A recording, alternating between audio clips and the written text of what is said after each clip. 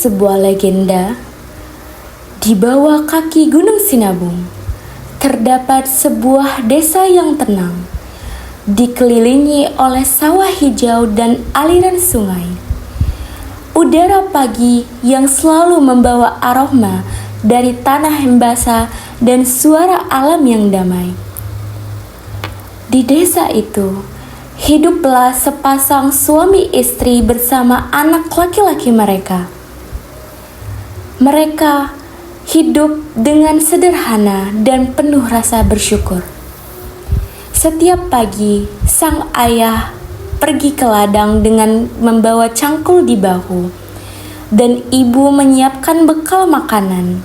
Sementara anak laki-laki mereka tertawa sambil menyalip ayam-ayam yang berkokok di halaman. Kehidupan keluarga kecil ini memang mungkin tak pernah bergelimang harta, tapi tawa selalu bergema di dalam rumah kecil itu. Saat matahari terbenam, mereka duduk bersama di serambi sambil menikmati ubi rebus dan teh hangat. Waktu pun terus berjalan bagaikan roda. Desa kecil itu tetap sama, tak pernah berubah tenang dan damainya. Tapi, suatu hari kabar besar mengguncangkan. Anak yang dulu merantau telah pulang. Ia datang bukan lagi sebagai pemuda biasa, melainkan pria kaya raya yang disegani. Bajunya yang indah dan perhiasan berkilau di lehernya. Orang-orang pun menunduk hormat dan berbisik kagum di telinga. Rumah besar mulai dibangun di atas luas tanah yang dulunya hanya sebuah ladang. Di sisi lain, di sebuah gubuk kecilnya, sang ibu mendengarkan kabar itu.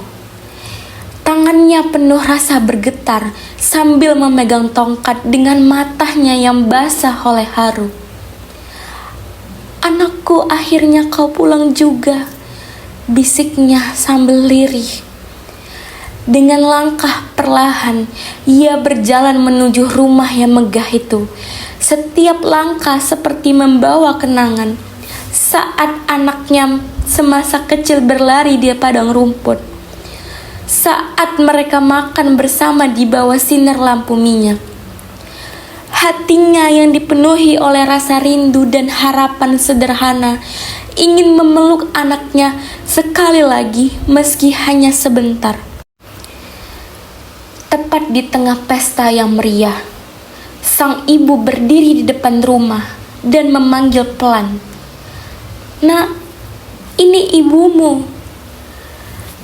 Namun sang anak hanya menatap dingin, dan para tamu memandang sang anak dengan tatapan yang heran, seolah-olah bertanya dalam hati, "Siapa perempuan tua itu?" tanya seseorang dengan nada jijik. Sang anak menarik nafas dan menunduk sejenak, lalu menjawab dengan suara datar, "Aku tak pernah mengenalnya." Hening sekali, seolah dunia telah berhenti. Sang ibu menggigil, matanya menatap tak percaya pada wajah yang dulu ia peluk setiap malam. Tapi sang anak itu telah berubah. Penjaga rumah datang dan mengusirnya. Sang ibu hanya sempat berbisik lirih, "Anakku, mengapa hatimu jadi sedingin batu itu?" Hujan pun mulai mengguyur desa mereka. Sang ibu berdiri sendiri, tubuhnya basah kuyup, tapi hatinya jauh lebih basah dengan air mata. Dengan suara yang parau dan penuh gemetar, ia mengada tangan ke langit dan berdoa, "Ya Tuhan, bila benar dia bukan anakku, biarlah bumi menelannya. Tapi jika dia benar anakku, hukumlah dia atas durhakanya." Suaranya hilang dalam dentum guntur. tapi langit mendengarnya. Petir menyambar bertubi-tubi. Tanah mulai bergetar seolah-olah marah. Air tiba-tiba memancar dari bumi dengan deras, liar, dan tak terbendung. Dalam hitungan menit, air mulai menelan pesta di rumah besar itu dan semua yang ada di dalam desa itu. Orang-orang mulai berteriak minta tolong, tapi tak ada yang bisa menahan amarah Tuhan dan alam. Di tengah kekacauan itu, hanya suara ibu yang bergema, doa-doa yang dia langitkan dengan tangis dan menyatu dalam badai. Saat fajar datang, badai pun telah reda. Desa itu seakan lenyap seketika dan berganti menjadi sebuah danau luas dengan air biru yang kehijauan. Gunung Sinabung berdiri diam di kejauhan, seolah menjadi saksi bisu dari amarah dan kesedihan yang pernah mengguncang bumi. Orang-orang yang selamat menatap air itu dengan perasaan yang sedih.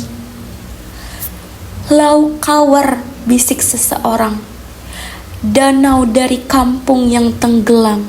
Sejak saat itu, Danau Lau Kawar menjadi tempat yang sangat indah, tapi menyimpan segudang misteri. Penduduk percaya pada malam-malam tertentu saat bulan purnama, suara tangis seorang ibu terdengar sayup-sayup dari arah danau. Tangisan yang lembut, pilu, namun juga penuh cinta dan doa yang tak pernah berhenti untuk anaknya yang durhaka. Legenda ini mengajarkan kita bahwa kasih sayang seorang ibu tak akan pernah pudar, bahkan setelah dunia berhenti sekalipun. Namun doa seorang ibu bisa menjadi berkah dan juga kutukan, tergantung dari hati anaknya sendiri. Karena tak ada yang lebih sakral daripada cinta seorang ibu, dan tak ada luka yang lebih dalam daripada pengkhianatan dari dagingnya sendiri.